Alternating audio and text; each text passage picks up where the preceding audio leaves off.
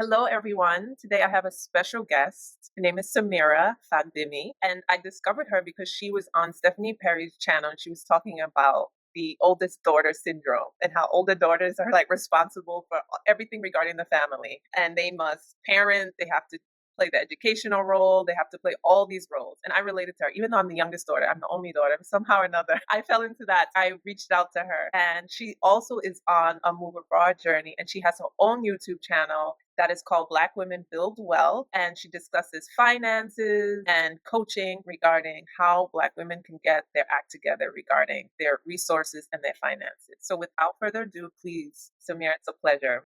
Thank you for having me, Mary. I'm super excited to be here. Oh, it's a pleasure having you. And what was so interesting about Samira's story is that she's living in Canada, originally from Benin. She relocated to Canada. Well, Samira, you tell your story.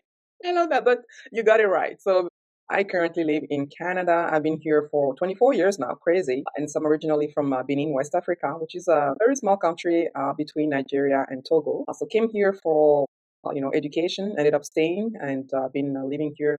Actually, I've lived in Canada way longer than in Benin for my entire life. So I consider Canada literally my also my home base right now. And so you were educated in Canada or in Benin or both? So all the way after high school, I came here for university. Okay. And what is your background, your educational background? What did you study? Yeah, so my undergrad is in finances, and my master is in international management with kind of like a major in finances. So kind of like combining my love for international, everything that is international, and also for finances. So that's kind of like my background. Okay. So why did you want to start your YouTube channel? What was it about Black women that you wanted to help? So what I realized essentially after university, so after my master's, I actually thought that, having a master's, after graduating, that literally employers will be fighting, each other to, to hire me. Didn't happen like that. Because here in Canada, what they value the most is also experience. And I didn't have much of work experience after, other than my education. So I had to start at the bottom of the ladder, literally.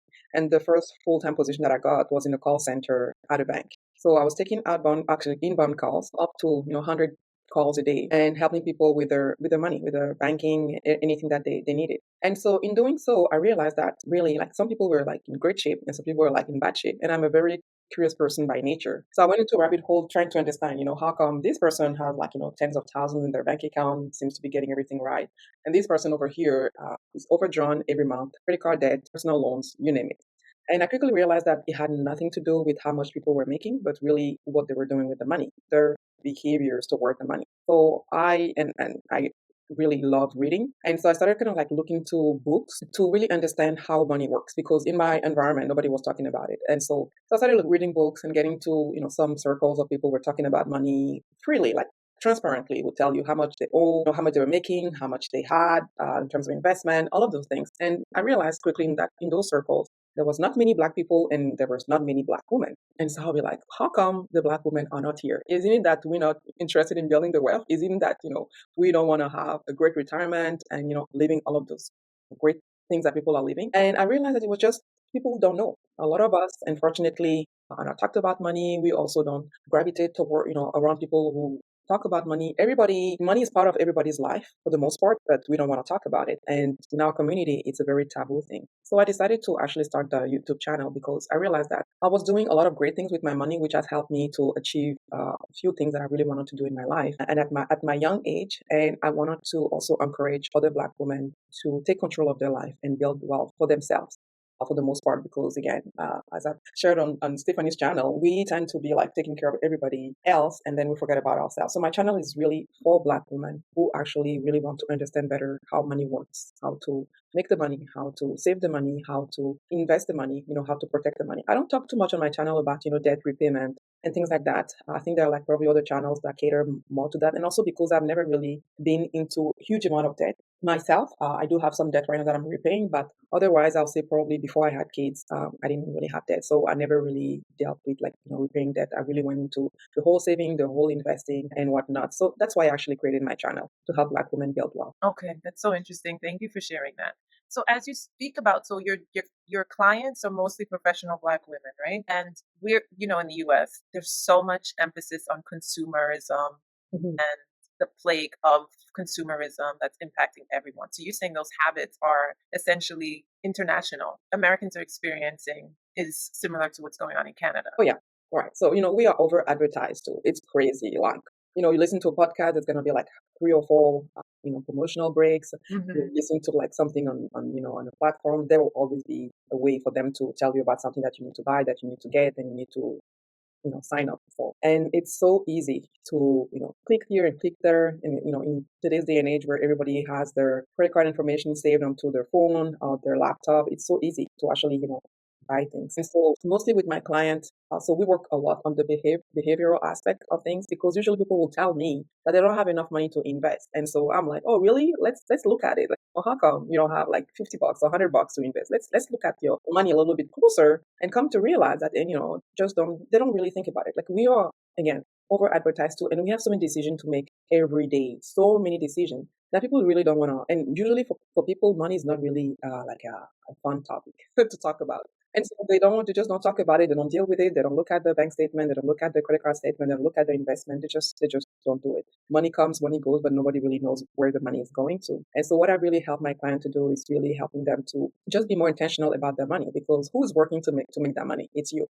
Right. So you wake up in the morning, you go to that job, whether you like it or no. You clock in, you clock out. You do that 5 days a week, sometimes more. And then just to come to find out that you don't even have enough to secure your future self. And I'm like, it should not be like that, right? So I really help them to, first of all, have like better, just like a better relationship with their money. And so from there, really encourage them to pay themselves first, because when you invest, you're actually paying yourself first, right? So your bills that you pay, your rent or your mortgage, all of that are just like things, right? It just goes, right? But like when you invest in the stock market, that's what I actually coach people to do. You're actually investing in your future self, because I'm thinking nobody wants to find themselves at 80 years old having to work. So, if we want not to have to do that, then we need to think about it now and prepare for it. Yeah. Okay, so the consumer debt. So what is the credit card interest in Canada? So usually it's around, I'll say, between 20 and 25%. Okay, like the US. And tell me what you told me, which I was like, what? I never even thought about it like that, about paying off.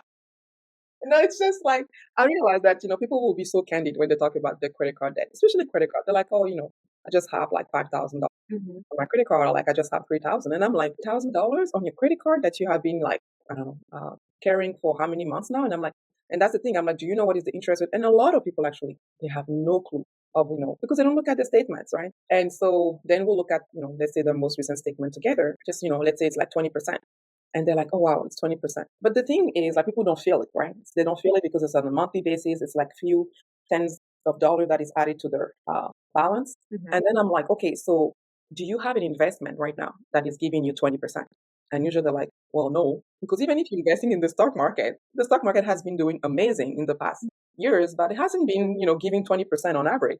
So I'm like, okay, so literally you are bleeding money every day, every month. That's just what it is, because you're taking your hard-earned money and then you're losing 20% of that money each month because you're carrying a balance in your credit card. So I'm not, in the camp of people saying that to not have a credit card. I think credit card, like anything that we have, it's a tool. And so you need to learn how it works and how you're going to actually manage it. So I do use a credit card every day for pretty much for all of my purchases, but that bank is not going to have my money when it comes to interest. I'm paying my balance every month. It's sometimes ahead of the month, like, because I'm like, whatever, I have the money, I'm just going to pay it off. And so that's the thing, because here's the thing. You may say that you have a credit card for the points, for the cash back, which is fine and dandy. However, if you're paying interest on your balance each month, the bank is winning here. That's just what it is. So there is no point. Don't say that you have to pay interest. The rewards will never be as much as how much you pay on in interest on your credit card. So just pay your balance every month. Yeah. Absolutely. I love that comparison. Okay, so we're going to segue now because Samira's story is interesting because she's Canadian. In the US, to my US audience, there's very little maternity leave, if at all. It's state dependent or company dependent.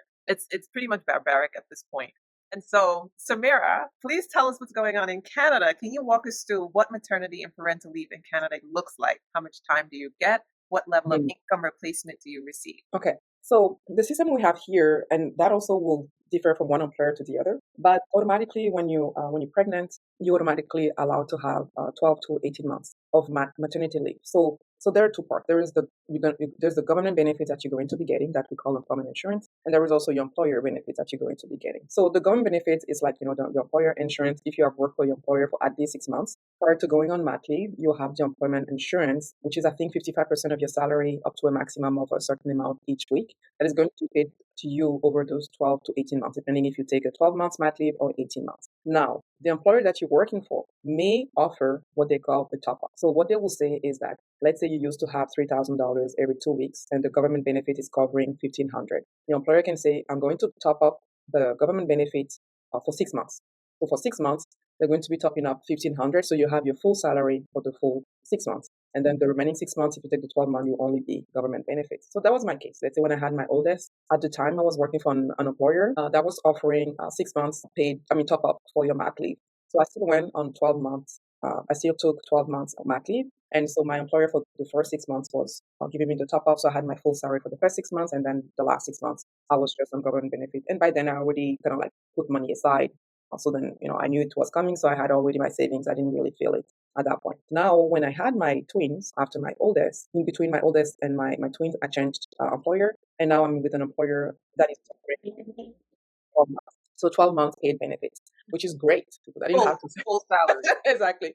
Oh my Full God. time. So for 12 months, they actually topped up my salary. So on top of the government benefit, they gave me the top up for the full 12 months. Now there is a caveat for both employers. So they just say that for the time that they gave you the top up, you need to come back to work and work for them for at least that time. So let's say for the first employer, I had to go back for at least 6 months. If not, I'll have to repay them how much they pay for my mat leave. And my second employer, same thing, I had to go back. So you cannot just take the money and at the end of mat leave be like, deuce, I'm actually resigning. They will say, okay, resign, but still, you owe us this amount of money. So it's kind of like just to make sure that people are not kind of like, using the system just to come and go on mat leave, have it paid off, and then not coming back. So they need you to come back to work for at least the amount of time that they actually top up your government benefit and give you your full salary and benefits for the entire time that when you're on mat leave. Yeah, Okay, so to recap, minimum 12 to 18 months, and then 55% of your salary yeah, for the government benefits. for the government benefits, and then it's up to the employer to match that. Correct. And the 55% of your salary, there is a maximum per week. So let's say if you make like 300,000, they're not gonna give you 150,000. There is just the maximum because you also contribute just a certain amount to your employment insurance benefit each year. And so, what also is included in that leave? It's just leave. Do you get from the government in the sense? Do you get a nurse that can visit you during the first few weeks? So from the government, that's all you get, like the money. So you get your government benefit. But like if you have an employer that offers medical benefits, that also you'll have access to that. And here in Canada, our health system, I personally think it's better than the one that you guys have in the U.S. Objectively, it's Exactly. So, I didn't have to pay, when I had my oldest here, I didn't have to pay for my OBGYN or like my doctor or so for the hospital though, I leveraged my employer benefits because then I could have a hospital room to myself. I didn't have to share with, someone else. And I was able to, I could have stayed there as long as I wanted. I was just there for the time that I gave birth. But that was included in my employer benefits. So essentially you will use your employer benefits to top what the province health system is providing you. But the province health system is already providing you something that is actually already solid because we pay for healthcare through our taxes to make it accessible to everybody. So that just like help. Even if your employer doesn't top up, you might have to share a room at the hospital with someone. You might not be able to get a nurse if you wanted a nurse, but like having access to the basic services that you need while you're pregnant or like giving birth, like lactating consultant, those type of things. Usually, I think you can have access to those even if it's not your employer doesn't pay for that. okay. So those basic services are through the medical Mhm. insurance that Canada provides or the province The pro- provide. Yeah, And exactly. so, what does that look like in terms of maternity? You get a lactation counselor. Mhm. How long can you stay in the hospital? Because I think in the U.S. you have to leave within 24 to 48 hours. No, I didn't feel that pressure. So luckily, my delivery went well, and I didn't have to stay any extra days in the hospital. If I had to, I think they wouldn't have any problem. Again, like I say, I have to say that I had the privilege that my employer was covering for quite a bit. So maybe I'm not gonna. Hold on, Samira. It's okay. Oh my. It's fine. So I'm not 100% sure what the province was covering, what my employer was covering, but I had to pay $0. And so I had like I said, the OBGYN, I had a lactation consultant. I went for prenatal courses. I had like prenatal yoga. Like I used all the services, like, most of the services that were available to me. It was my first pregnancy, so I was just like, okay, I need to do this and I need to do that. And I really didn't pay anything, even if I had to pay something, it was very minimal. I can't really recall. So it's really, I really didn't feel any financial burden attached to the whole pregnancy and all like the mat leave, except the last 6 months that I had to kind of like just have some savings to top up the government benefits. Wonderful. And so, how long on average are women allowed to stay in the hospital? So, after your first, because you had your Yeah, honestly, I haven't heard of any limit because also it all depends on the baby, right? So if the baby has to stay in a NICU or anything like that, that could make the mother stay longer in the hospital. From the my other friends, the people that I know who have given birth, I have never really heard anyone say that they were to actually leave the hospital. So to me, I don't really feel like, first of all, that it is right to be putting pressure on anyone to leave the hospital if they don't feel well. But sometimes also the mother could be the one who actually want to go home.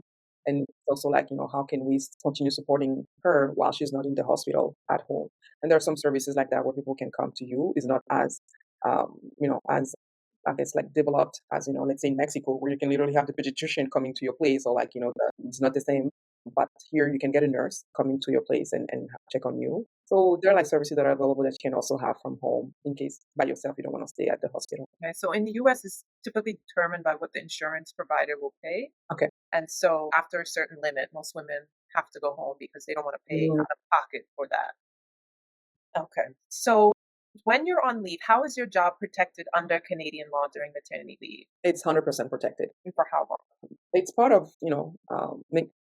it's part of the whole inclusivity and um, making sure that women, they actually encouraging women to be part of the workforce.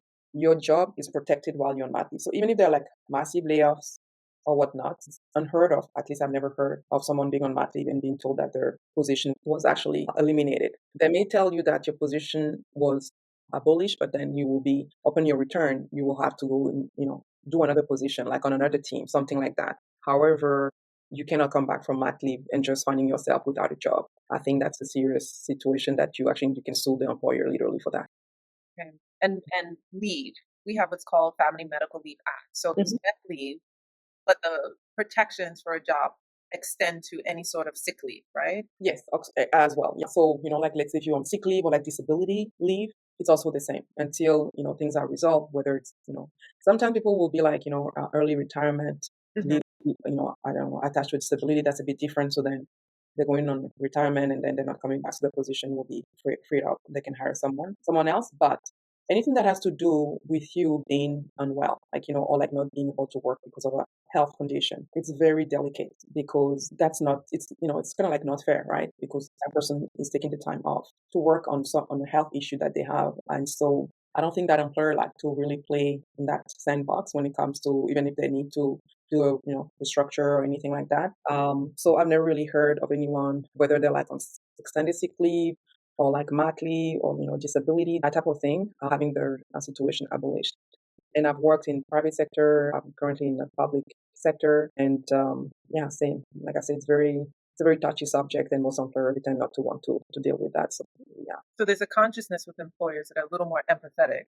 yeah, Okay. And yes. so for the sick leave, is the duration still the 12 to 18 months? Like how long someone could be out? Like, it Oh, depends on the okay. situation. Some people, it depends. And the thing is also that we usually require some sort of like a medical, uh, medical, Documentation. exactly. So your doctor will have to say, this person for like the next 12 months or like the next 3 months, 6 months, unfortunately cannot work. Or maybe if they can work, is it like in reduced capacity, that type of thing. And the employer will usually accommodate, right? So they'll need to understand exactly what is not so much what is your health issue, but like what is the your physician is recommending. Is it you stopping to work, stop working completely, or is it you, really reducing your hours, or maybe if you need to change a little bit your hours, those type of things.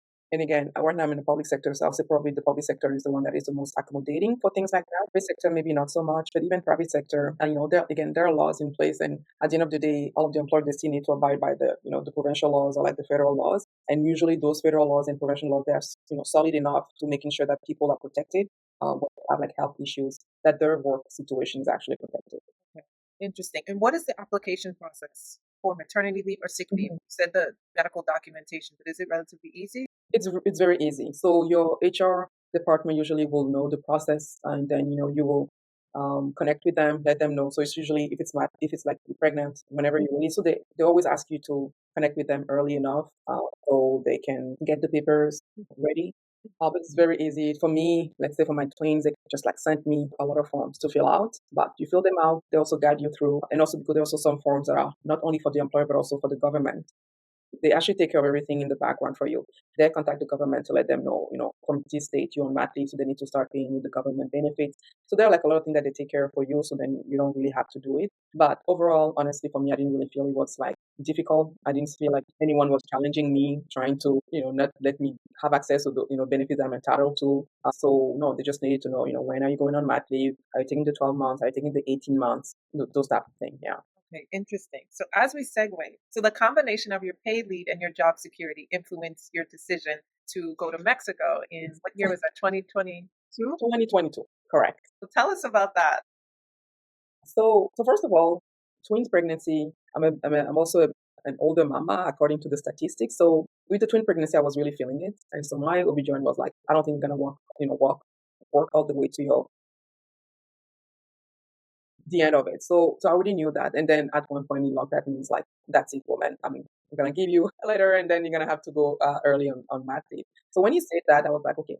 I was already thinking, right? Because I was just like, I knew that they were gonna be born in winter here, and although I've been living in this country for 20 plus years, winter is not my thing. And my oldest was already born in winter, the year of COVID. So imagine that first mat leave of mine. And so I was just like, listen, I don't want to take a chance of being here again, and maybe COVID comes back, and I'm stuck at home again for like 8 months, not being able to do anything. And I was already thinking of moving abroad. So I decided, like you say, it's 12 months completely. My salary paid. No, I didn't have. There was no obligation of me staying here. Really, because I could be anywhere in the world. Really, I'm not supposed to work. So I decided to actually go to Mexico and give birth to the twins there.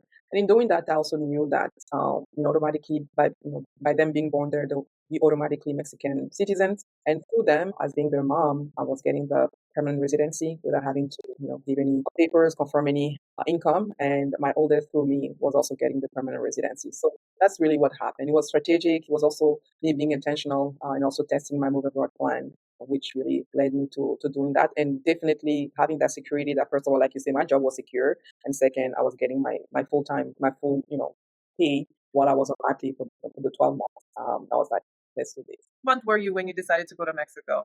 4 or 5 months. So probably, yes, I was my second trimester Okay. already, and I went there probably early, also probably towards the end of my.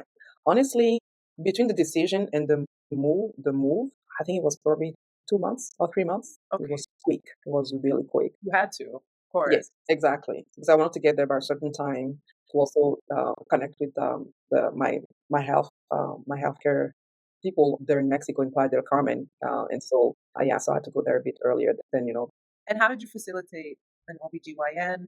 Mhm. How did you facilitate that and research that? So I found the clinic through like a video that I was watching on YouTube of a lady, an American person actually. No, actually, she's British. She gave birth to her second child in Playa del Carmen, and she was talking Mhm. about this clinic. And so I looked them up, and I've already been to Playa del Carmen a long time ago. Really loved it. Of course, it changed so much; it's grown. And so I was just like, oh, Playa del Carmen could be a good city to actually give birth to the twins. Because I was trying to figure out which city as well. And so she talked about that clinic. I looked them up. I connected with them. Everything's done through WhatsApp with people Mhm. in Mexico. So I started chatting with them. I met one of the nurses and had it, I felt like, there was like a connection. She explained everything to me, the package, what was included in there. And I felt like, wow, this seems to be working well. I really like the holistic approach to the birth and everything. I like to have the doula, the lactation consultant, the pediatrician, the OBGYN, the nurse, all of that included. And I'm like, this is a very interesting package. And Yeah. of course, the cost someone will be like, it's a lot of money, but I'm pretty sure for you, American, it's like peanuts. What For was me, it? it was money, right? Because like I say, if I How much was it? it was like 12,000 Canadian dollars. The whole thing cost me 12,000 Canadian dollars. And of course, for me, had I stayed in Canada, I wouldn't have paid all that, Yeah. right? But for you guys, you're like, what, 12,000 is like nothing. That's like one tooth to get replaced in the US. One implant. So, but but listen, and again, I had two pediatricians because I was having two babies. I had like a doula, Oh, yeah. a consultant, right? a nurse. I ended up having two nurses actually, the OBGYN. And so I was just like, whoa, this is and the hospital. I was supposed to be at the hospital to give birth at the hospital, but I ended up giving birth at the clinic. So that's a whole another story. But and so for me, I was just like, yeah, let's do this. Of course, my family was like, what? Like, nobody there, you're pregnant, you're going with your 2-year-old, like, are you okay? Going to Mexico? Like, what do you think? Yeah, my mom was like, From where is Mexico? you live in good Canada to go to Mexico. Yeah. He was like, oh, I understand it's gonna cost you money. Like, don't you have Hmm. anything else to do with your money? And I'm like, no, no, mom. This is like it's part of a long strategy, Yeah. right? So that's long-term strategy. And that's the thing also, right? Even when it comes to investment, people is like, we're not investing for the sake of investing. We're investing because we want to do something with the money later on, right? So that's really that I'm always like, strategizing, optimizing in my head, few things in my life. So that was really that gave me the comfort, just listening to that British woman talk about the cleaning. I connected with the cleaning. I really felt good. I felt just so monitor that they were not like scams. I like Google each person on the list just to see, if they had credentials and all that. If there were like any negative reviews about them, I went on to Facebook group, got into some their comment groups of expat there, even like women who also, and I met women also who gave birth through that clinic that I connected with, chatted. So I really did my due diligence before getting there. So that was the most important for me, to making sure that I will have the help on the grounds once I get there. So, so your children have the oldest has residency but can become a citizen in for 10 Yeah. years. And the two Exactly. So we need to live there for a certain number of years. Mhm. For me, I need to take an exam in Spanish if I want to get the citizenship. And my oldest, probably if I get it, my oldest will get it through me, or like I Mm. probably get it after so many years of living there because it's a minor. Okay. I love that because we've spoken about like generational wealth the last time Yes. we spoke last week, and that sometimes generational wealth is just about people think it's about assets and money and inheritance, but now it's also about having a global perspective, a global education. So you opening this up for your children, can you share what this means to you to give them this sort of identity where they'll be trilingual? Honestly, for me, it means giving them the world, Hmm.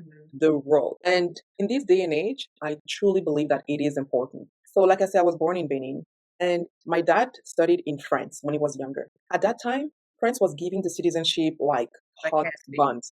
And my dad was so proud. I don't want your citizenship. I'm going to go back to my country and build my country. Yeah. And so he didn't take the citizenship because they were not asking him to stay there. They're just asking him, take the citizenship. It's available to whomever come here to Wow. study. So he didn't take the citizenship. Some of his friends took the citizenship. And so for us kids, when we were growing up, we could see, some of my dad's friends being able to, go study anywhere in the world because they were French citizens. Even if they grew up in Benin, they were French citizens. But us, we were only Beninese citizens. Having to go through the process of getting a visa to go study in France or like in Canada, it's a long process. It's a lot of hassle. Back then, I felt like it was really difficult. Now it's like even so hard for international students to come here. And in my small mind back then, I realized I'm like, oh my God, had my dad gotten that citizenship, our life would have been so much easier because the world would have been our oyster. It would have just been a choice of going here or there versus you cannot go anywhere to visit, outside of Africa without having a visa. You cannot go anywhere to study without having a visa and you scrutinize and it's so hard. And so from that young age, I'm like, okay, listen, as soon as I can get another citizenship, I'm going to do that. If I can get married to someone who has another citizenship, I'm going to do that. How can I get as many citizenship as possible to give me access to the world? And I have to be strategic, right? Because, there's some citizenship, like, who will give you access to a lot of countries, like, Canadian citizenship, so many countries that you can go to without a visa, being able to be there for 6 months, sometimes 9 months, sometimes a year, something for with the American visa. So really being strategic in there. So I actually went to France for 1 year to study. I didn't like it. So my parents were like, okay, go to Canada. And thanks God, because it would have been much harder for me to get the French citizenship back then than the Canadian citizenship. That because the France at the time was not giving citizenship that easier, anymore versus in Canada it was more straightforward. You study, after you study and then you work for a few years, then you can get the citizenship. So in thinking about all that, I'm like, oh, now what more can I do for the next generation, right? So even if me, I don't have the Mexican citizenship, I would like my kids to have it because having the Mexican citizenship, to me, when you look at it, the Mexican passport is also a very strong passport. People don't think about it. They're like, oh, Mexico. It's a strong passport that gives you access to even like, the European Union to a certain extent. And so to me, I was just like, okay, generational wealth, and I talk about money a lot on my channel, in my summit, but it's much more than that. It's like, the values. It's like you say, the curiosity that you're going to be putting into your kids. And when I say the world, to like my kids today, like my oldest, he still remembers when we went down to Mexico to live for like 8 months when I gave birth to the twin. Like he still asked, Mommy, when are we going to go back to Mexico? And he was like 2 or 3 years old at the time. And so he already knows that, the world is not just about being here in Canada. There is more than that. And hopefully, get to visit other countries with him and with them. And so for me, it was, like I say, part of a very strategic plan. It's like, how do I, yes, pass the wealth in terms of money, but also pass the wealth in terms of, like, like I say, really that openness to the world, being curious and, being really a global citizen. Because I think in today's day and age, I think it's really important for us to really have that perspective, because that's how we, I think that we grow, and also we avoid conflicts because we get to know other cultures and understand how they are in their culture versus saying it's them versus us. It can be us all together because we just have a different way of seeing things. That doesn't mean that we have to be fighting against each other. And the only way for that, we need to get out of our little city, little country, and go, visit other countries and discover other cultures. Yeah, absolutely. I relate to that so much because, especially the multilingual, Mhm. because the confidence to be able to speak multiple languages, Mhm. I think it's such a gift to give your children. You speak three, so they'll speak three. I speak three: English and Spanish and Italian. And when I Mhm. say like I learned Italian in college and then I spent a year in Italy, the confidence I have, because when you're learning a language, you feel like you're struggling. Yes. But the confidence is like an escrow. Mhm. It may not manifest today, but in the long run, like I can land in any country and be able to adapt because I've been in settings where I've had to adapt and Mhm. learn the laws of the land and learn the customs and things like that. So it's so invaluable to be multilingual and multicultural. Mhm. And I would encourage any young mothers out there to have your children speak multiple languages, especially when they're young, because it's easier to pick Yes. up when you're younger. It's the best time. They're like sponges. Hmm. They will just absorb the information. Yeah. So you speak just to your children in French, right? So I speak French to my kids at home. So my oldest go to a French school. My twins are going. I'm going to switch them daycare so they can be in English daycare and also get exposed to English. Mhm. And then when we move back to Mexico, everybody's going to be in the Spanish environment. Everybody's going to have to learn Spanish, and that will also help. So that's like the most exciting part. It So is. you just have a long-term plan moving to Mexico permanently, right? Yes, that's the goal. At least, I don't know permanently for my entire life, but definitely moving there for a few years. Actually, I really enjoyed my time there, and I think this will be a good a good country for us. And also, my twins are born there, and I feel like giving them a chance to also being like living in the country of their birth, get to know the culture and whatnot, something that's going to be very valuable for them. And so what do you think living abroad during postpartum period offer Mhm. you that you may not have received in Canada? So because, like I say, because the healthcare here is, I'm not gonna say free, but like it's accessible, it's also limited. So I remember when I was pregnant with my twin, I asked my OBGYN that I would like to have a nurse as well. And he said, you have to choose. It's either the OBGYN or the nurse. You can't have both. And I'm like, what? And so I was just like, okay, but you're not gonna come and see me at home. And sometimes I need help. Yeah. And it's not all the time I can jump in my car and drive to your clinic. And so that's what I find. It's really limited, it's restricted. There's something that you can do and you cannot do. It's also, I don't think the approach is holistic. Also, like if you want to have something that is a bit different than the norm, or like exactly like that's the thing. The doula, you have to pay out of sometimes so something like that. Sometimes they'll be like you have to pay out of pocket or things. So they don't make it easy for you if you want to go a bit, like not the normal path exactly. And so that's that. And so for me, I was just like, okay, well, and I've already been through a pregnancy here with my oldest, and I saw how things were, which was fine. I just needed more support with my in pregnancy, and as you know, I'm a single mother, and so I was just like, okay, no, I really need to be in an environment where I just have more people to support me and to help me. And in going to Mexico, like I told you, what was included in the package, fabulous. Honestly, everything that they say that they're gonna be delivering, they delivered. Like the nurse, doula, like the support, like it was so great. Like, and people will come to my place when I need, I can go there like, yeah, we'll come. What time do you need us? They'll come. And so for me, I was just like, it's unheard of. For me, what's unheard of, compared to here in Canada. And I needed that, right? So, because when I was pregnant with my oldest, I didn't have a child to care for. It was my first. Versus with the twins, I Yeah. had like a toddler and a twin pregnancy, and I was working full time. It was a lot to handle, and I'm like, I wanna make it through. I want this pregnancy to be healthy. And so I was just like, no, I need to change environment. This cannot work for me here. And that's why, I was just like, and honestly, that clinic delivered, Mexico delivered. I was really happy with the support that I actually got there. Okay. So after birth, you're in the hospital for however many days, and then once you go home, you have the support coming to visit you at home. And how long did that go? How long in the package was that allowed? Honestly, there was no time limit. To be quite honest with you, I had the two nurses coming to visit me a couple of times. The doula also came. The pediatrician came a few times to check on the babies. The Did you OBGYN just checked in by WhatsApp. did you have a But nanny too? the what? A nanny too? Yeah, so I had a nanny. The nanny was she like as soon as I got there, I had it. I had a nanny even before I gave birth to my twins. I was just like, oh, Is I'm that the like, toddler? I need help. Oh yeah. So the nanny before I had my twin, she was just coming. Also probably like in the evening, in the afternoon to help me with my oldest because with the pregnancy toward the end of the day, I was like completely tired, and so I couldn't deal with a very energetic toddler. But then after I had the twins, she was full time. She would come 8 a.m. all the way to 8 p.m. Monday through Saturday, and girl, when I tell you it was heaven, it was like heaven. How affordable was that?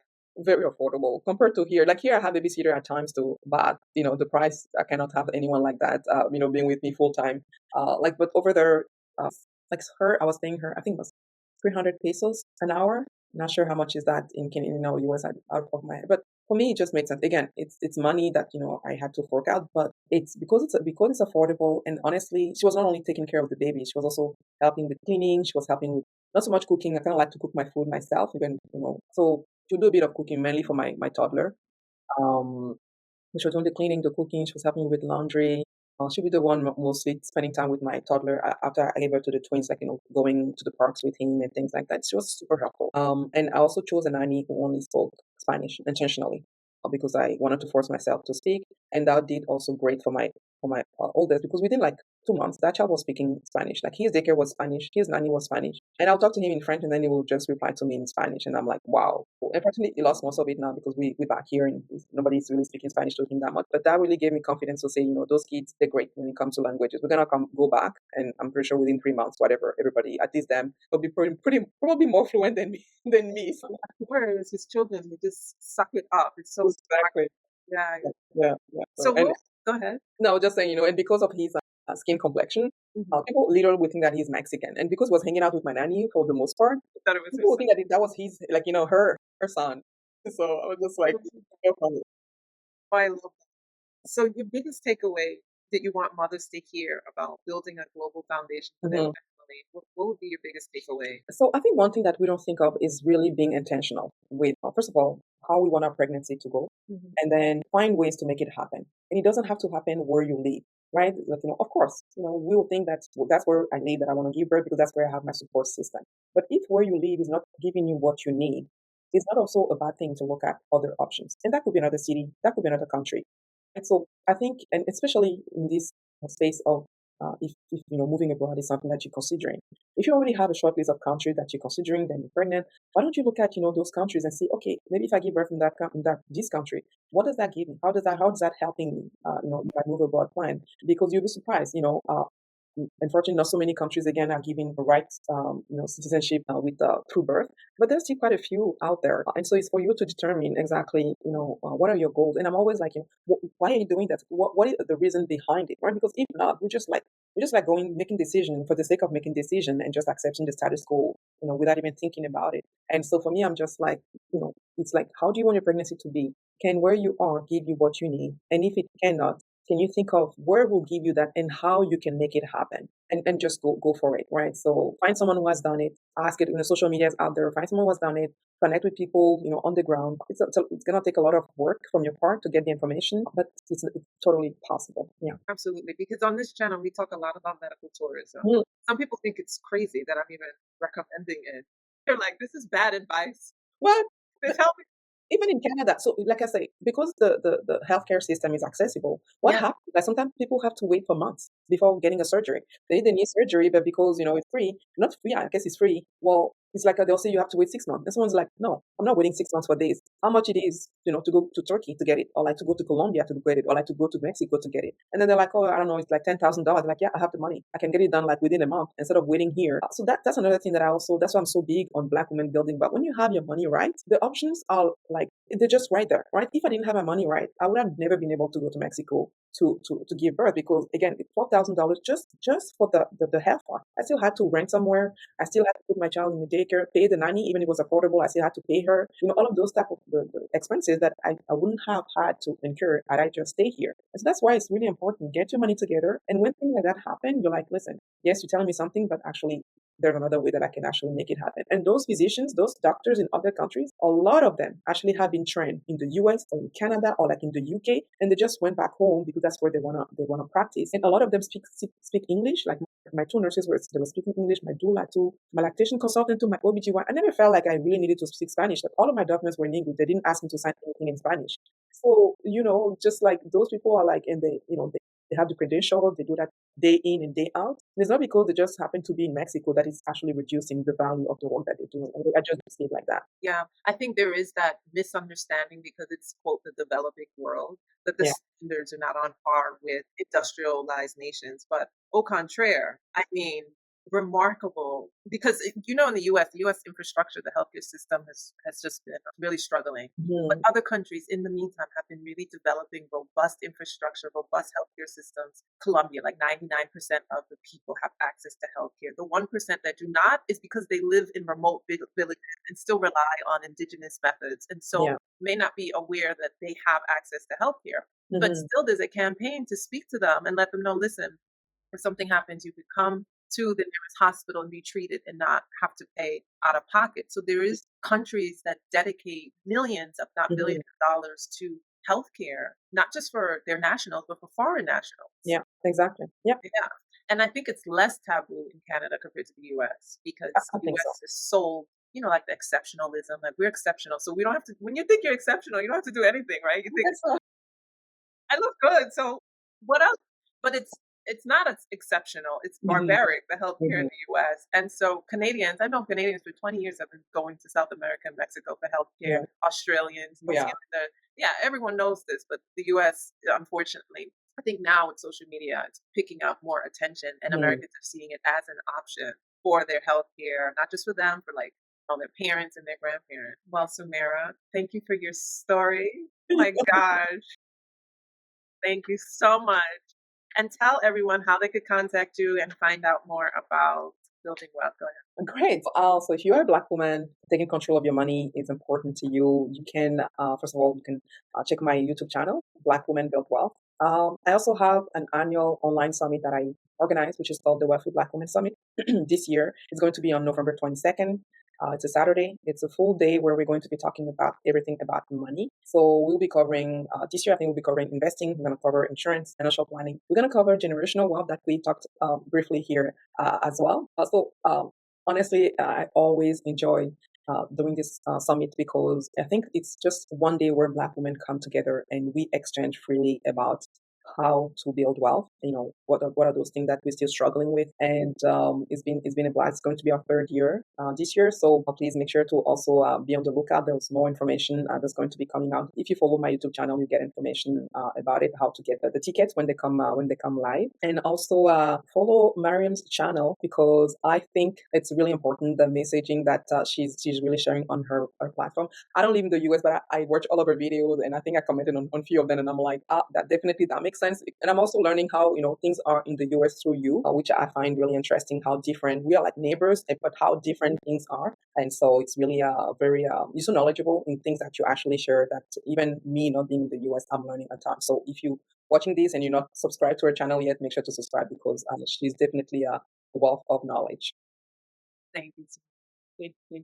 So we'll link her YouTube channel. Are the tickets on sale for the summit? Not yet, but I'll give you the link for people to subscribe to the distribution list, so they'll get like an email whenever the early bird tickets go on sale. Okay. And for private clients, they could read if they want to get their act together. You have Yes, your email I address. have. Yes, exactly. They can send me an email, or they can also grab the Calendly link on my YouTube channel. And I have a lot of, it's really rewarding, honestly, for me when Black women take control of their money because, like I said, we know how to give so much to everybody, but we forgot about ourselves in the process, and so we forget about ourselves in the process. And so, I mean, any Black woman that I can make sure that old age doesn't have to work or ask anyone for money, so that she can do what she wants to do. For me, it's a win in my book. Thank you, Samira. So everything will be linked, how to connect with Samira, her YouTube channel. Please don't forget to follow her, subscribe to her, and sign up for her summit. Thank you for having me. Bye.